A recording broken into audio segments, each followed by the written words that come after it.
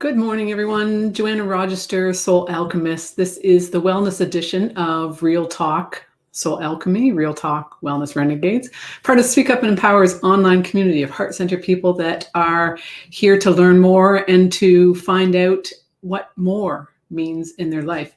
And I'm going to share with you some of the information that I've accumulated and learned about to help you explore your own intuition and understand it more and understand the power of your intuition and how your intuition can guide you on a journey of wellness, of hope, of finding more in your life, of tapping into that wisdom, the knowledge, the strength, the power that's already inside of you, and that we've stepped away from understanding and we've stepped away from utilizing. And it's our greatest strength. It can help us in all areas of our life, from our relationship with ourselves, our physical health, relationship with others, at work. You can be a better leader when you trust your intuition as to what you're being shown. Trust your intuition about ideas that you have. Trust your intuition about how to handle employees.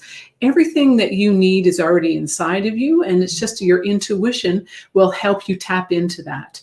And it's coming to understand what your intuition is teaching you and how to utilize that information, trust it, develop it, and take it to the next step. Once again, from a physical perspective, so that you can be in the best health, have the most energy, truly enjoy this vessel that you live in, but also to develop those relationships that you have. And so, what is intuition? Well, intuition is that connection between your subconscious self and your conscious self. It can be that gut feeling. It can be the hair standing up on the back of your neck. It can be a feeling of deja vu. It's important for you to come to understand how your body talks to you so that you can recognize what is intuition, what is that gut feeling, what is anxiety, what is nervousness, what is a warning from your ego or from your extrasensory power saying, pay attention. There's stuff that you need to be aware of about what's going on in your physical world, but also energetically, because we are all capable of being able to read people, right? Read their body, their body language. And it's really interesting. Of course, I speak about intuition, and in my research to understand intuition better, I've read a lot. And one of the things that really fascinated me is that those that are born with sight have the same body language of those that are born without sight. So, if you get someone that's blind and they've been blind since birth, they will still cross the finish line going, yeah, right? Even though they've never seen anyone else doing that. There's all kinds of pieces of body language that are great for networking situations, for social situations, so you can understand what people are saying with the body. And this is part of your intuition. Intuition picks up on those body language signals that you subconsciously are reading. And it can help you to understand what you're being shown. Like when you're standing in a social situation, whether it's networking or at a party or wherever you are, if two people are talking to each other and their feet are facing each other, they are very caught up. They're very focused on the conversation that they're having, and they would not necessarily welcome you stepping in. But if their feet are facing outward, then they're open to someone else stepping into that conversation. And so you can check people's feet and see. You can also really tell if two people are really into each other, if their feet are facing each other. When you see people talking, whether it's a couple or not, you can really tell what's going on in a relationship if people don't truly face each other. Their feet are always kind of facing out, or their hips are kind of directed outward. So you can really tell a lot about what's going on with people, from the clenched fist to that look of boredom on some people's faces. And sometimes people do have that, the standing bitch face or the standing bored face. And it can be trying if you don't know someone to really understand what's going on. But when you start to pay attention, you can tell what people are thinking. If someone doesn't blink, then, they may have problems with their eyes. But when people are integrating what you're talking about, if they're thinking about what you're talking about and they're figuring it out and pulling it in to understand it better, they will blink to show that their brain is actually focused on what you're saying, and it's going through the process of integrating that information. So if someone's just kind of staring off into space and you're talking to them, obviously it's be bored, but also if they're not blinking, you know that they're not integrating. It's like you can tell when someone's lying. Someone looks up quickly and to the left, or someone looks up to the right, they're drawing on past experience. There's so many pieces of this puzzle. And I think one of the beautiful things that I loved was that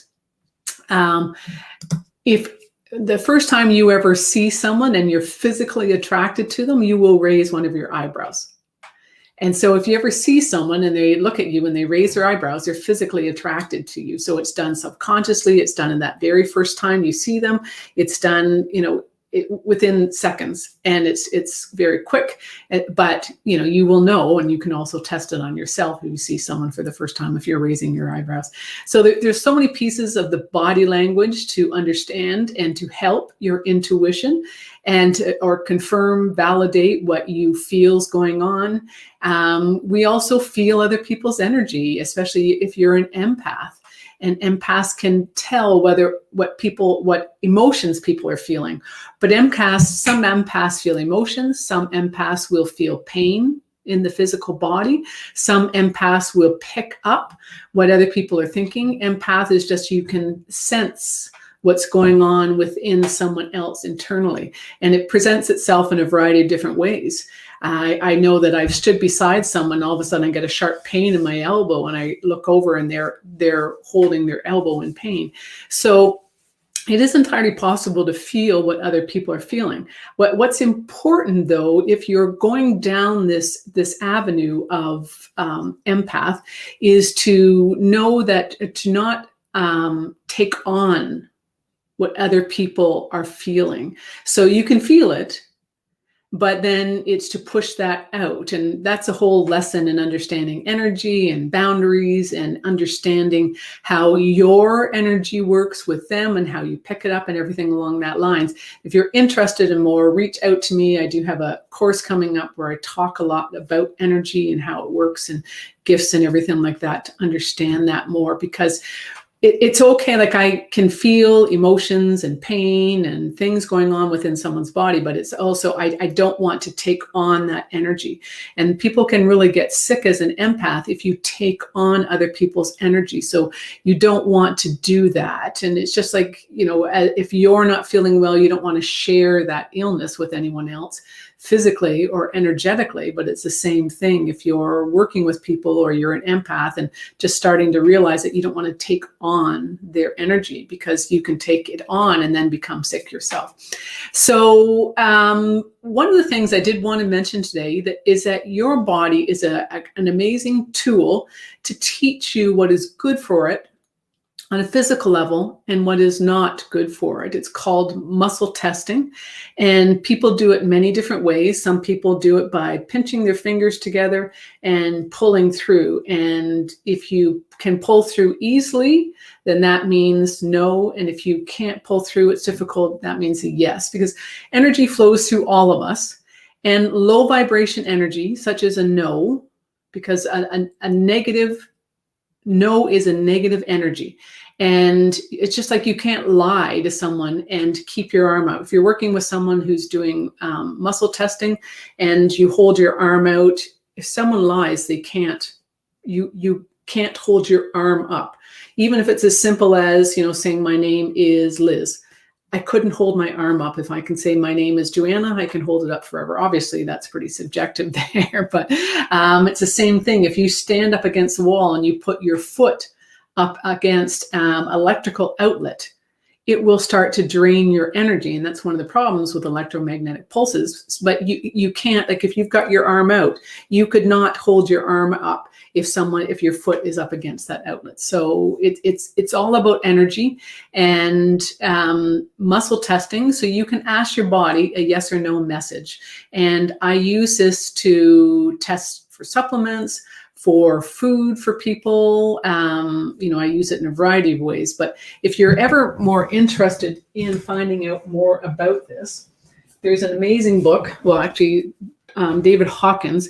He actually has a number of books out there, and this one is Power versus Force.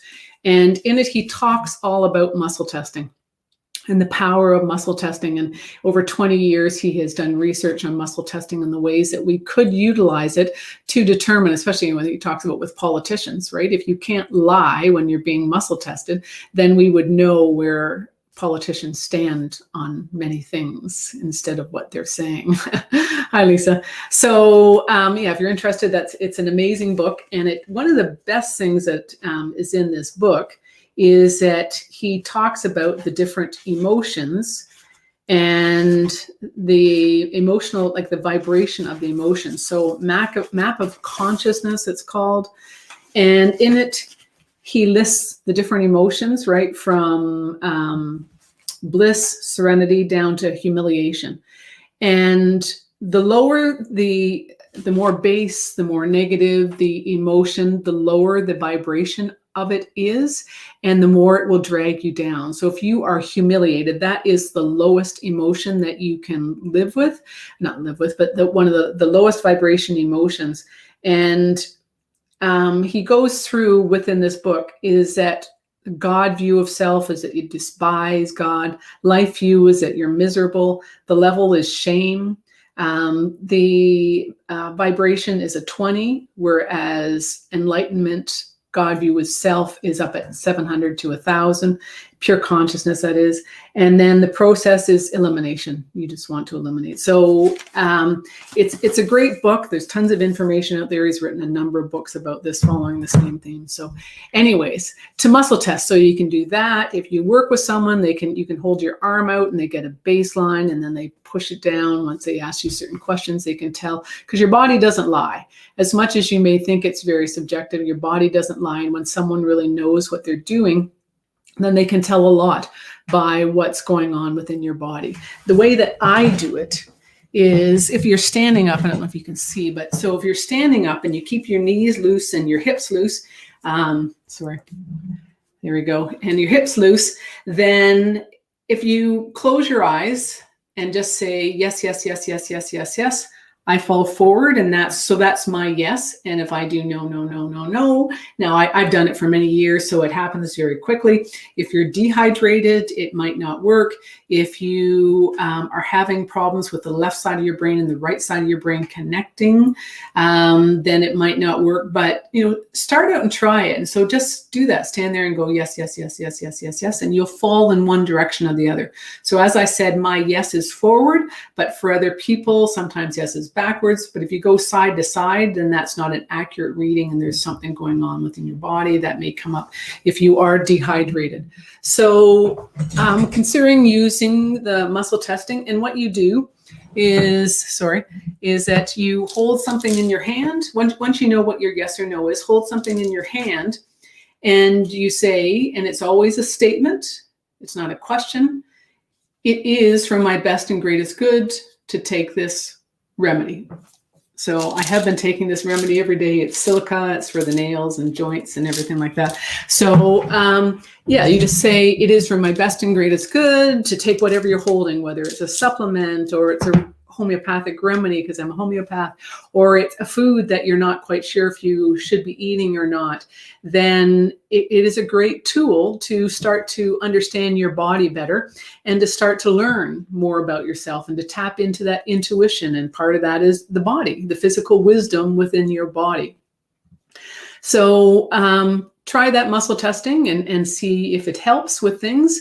And once again, the first couple times you do it, your body may not move, especially if you are tense or worried, you're not keeping your hips loose.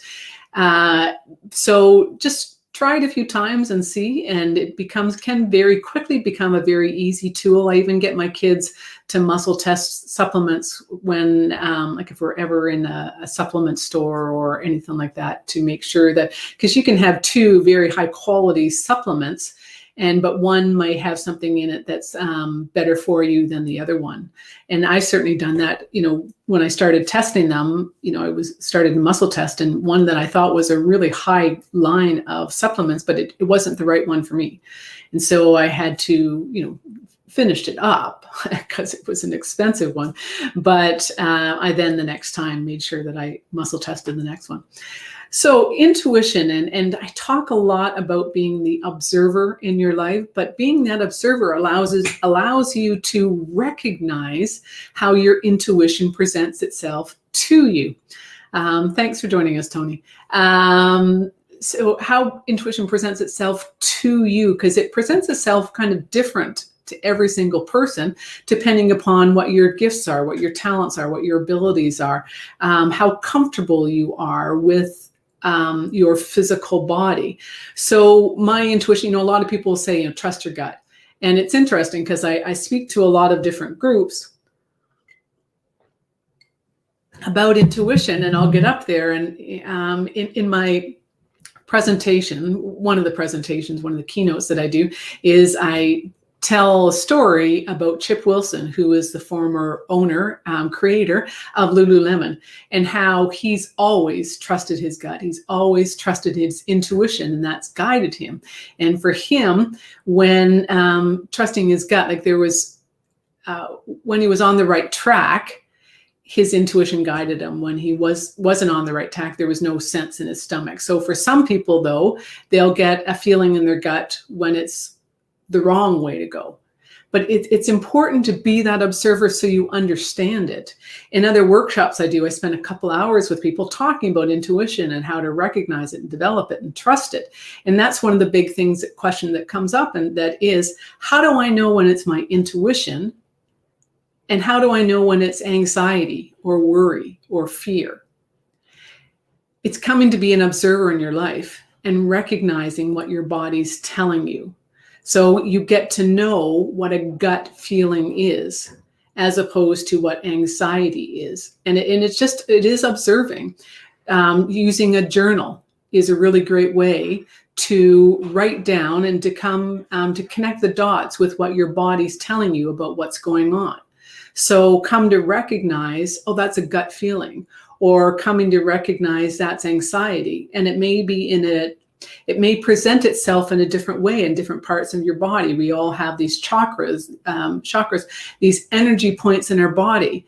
And sometimes, that gut feeling will present itself in your solar plexus chakra, and that's your power center. So you can come to know that that's a gut feeling, that's your intuition.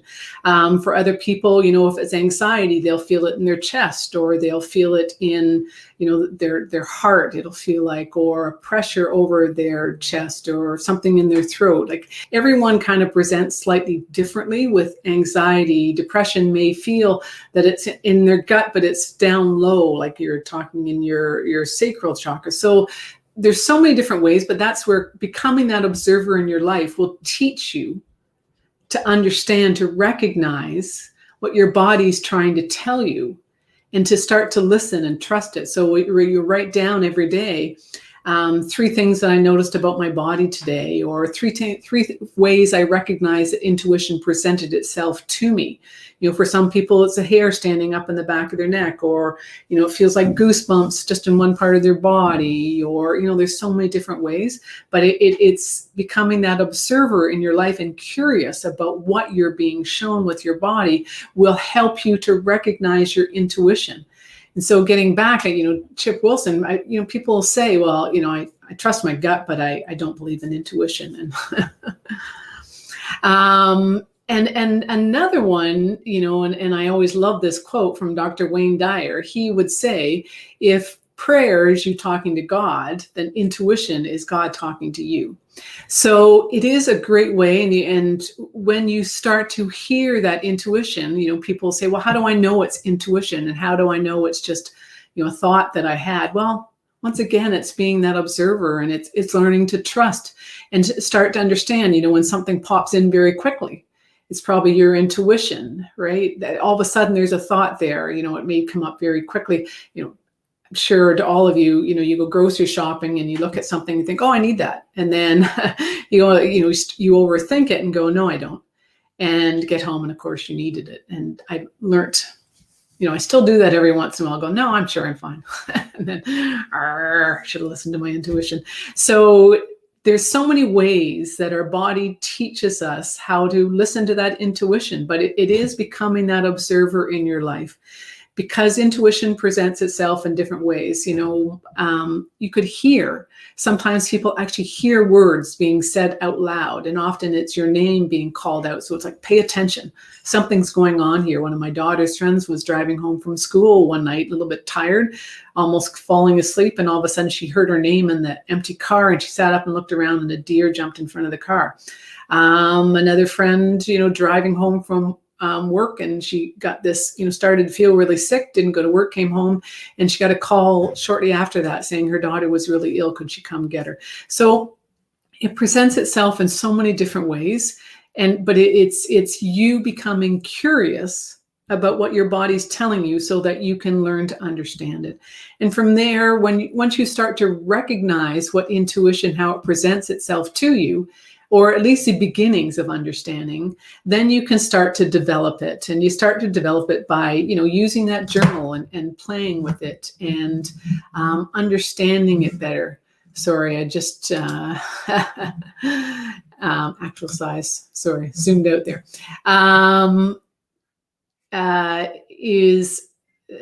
Developing it by, so you recognize how it does present itself to you, you journal it, you catch on, you start to, connect the dots, and then you start to play with it and always have fun with it. This is the more fun we can have in life, the better life is. And so, start asking yourself questions when you're driving, right? If you're going to work, what are my coworkers going to be dressed in today? Or, what is my first customer going to look like? Or online, how many people are going to show up? Or, just start to play with it and see. The more you do that, and the more you trust your gut, then the more your intuition will present itself to you. It's just like anything else. The more we focus on something, the greater the chance of that developing. Right? Our subconscious will take us to where our intuition is trying to show us. So trust that gut. Start to play around with asking for directions. And I tell this all the time, but it's such a simple exercise. Come out of your driveway, stop and ask for directions. And, if you always get it right and you get it, then take it. But if you ever get that left, then take it, because there could be a reason. Well, there always will be a reason for why they want you to go left. Right? Whether it's to avoid a car accident, a traffic jam, it is to show you something new on a different route, or, who knows what it is, but trust it. There is a reason for it. And, it's just like sitting in traffic, right? You get caught in traffic. The more you can be thankful that you're caught in traffic, because then you're avoiding something else that could possibly be happening.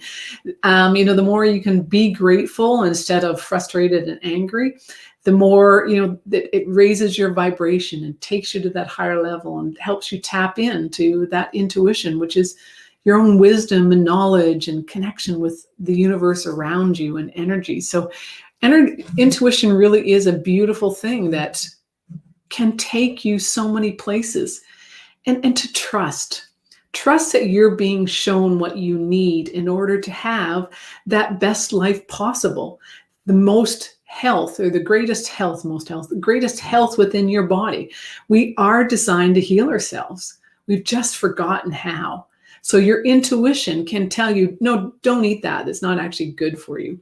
Or avoid that. It's actually gone bad. Or that supplement is not working for you. Or, on the weekends, you have that second drink. Well, don't have the third. So there's so many things, right? If you've always thought about coffee, coffee to a lot of people love the ceremony, the process, the feeling, the taste of coffee. But for the majority of people, coffee is not good for us. There's a reason why your body goes, oh, I want coffee. It's not because it's good for it. It's because when you stimulate the body likes to be stimulated. And when you stimulate it with coffee or anything else that really makes you stimulated, right, that you crave, it's often because it's actually not good for you. Your body's stimulated. It doesn't really care if it's in a good way or a bad way. It's just stimulated. And so it goes, oh, I want more of that. I want to be stimulated. And so you think, oh, well, I need the coffee. But you can get over coffee, cut back 1 cup of coffee at a time. And,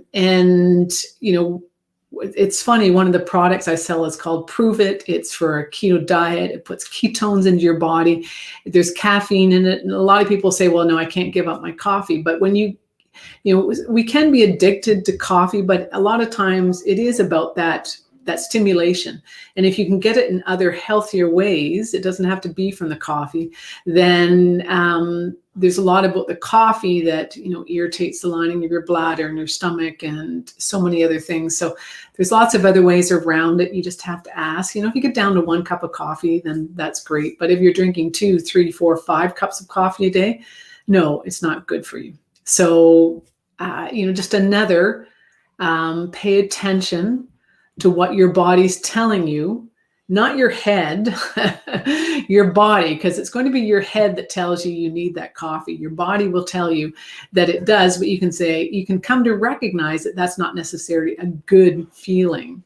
It's something that you've gotten used to. It's just like psychologically, right? We are psychologically drawn to the older negative thoughts because they're comfortable, because we know them. But it doesn't mean that we should be stuck there, right? We're so much in such a better place if we can start to be grateful and raise our vibration, just like in the book Power Verse Force, and come up to a higher level that makes we feel better. We're drawn to a higher vibration no matter what we do. And when we trust our intuition, it will take you to that place where you are in a happier place, a higher vibration, feeling better, and, you know, moving towards doing all the things that you want to do that make you feel good. So enjoy life and trust your intuition. It will take you anywhere you want to go and places that you've never dreamt possible. Joanna Rochester, Soul Alchemist. This is the Wellness Edition. It's part of Speak Up and Empower's online community of heart center for people. We have conversations that change the way you see the world. Check out speakupandempower.com. Check out my YouTube channel, Joanna Rochester, Soul Alchemist, for more information. I'll be back on Thursday at 12:30 p.m. for more Real Talk Soul Alchemy, tapping more into the spiritual, the energetic side of things. So have an amazing day. We'll see you soon.